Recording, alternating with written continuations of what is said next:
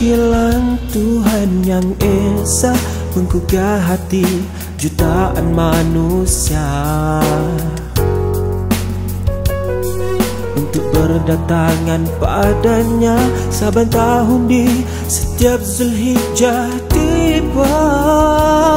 Meriahlah kota suci kecintaan Allah dan Rasul ini dengan sekian ramainya tetamu Allah yang bertanda membawa bersama niat yang satu untuk menuju Tuhan Pencipta.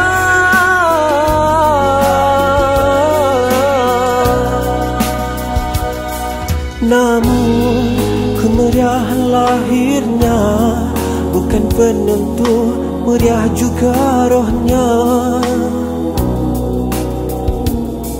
karena ramainya manusia bukanlah penentu kuatnya agama. Bukankah itu yang kita fahami, bahwa segalanya bermula dari sekeping hati.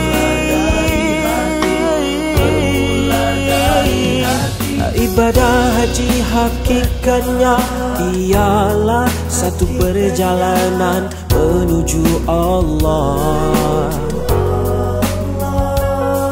bersama rasa hamba yang sebesarnya mempersembahkan diri dengan penuh hina, menyatakan kepada Tuhan betapalah aku hanyalah cuma secerdik kehinaan yang Engkau cipta. Engkau izinkan untukku sementara menumpang tinggal di bumimu ini sahaja.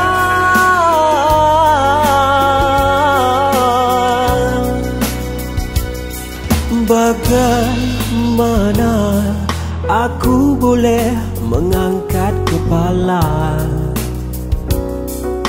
menyombong diri pada zat dan kuasa yang boleh hancurkanku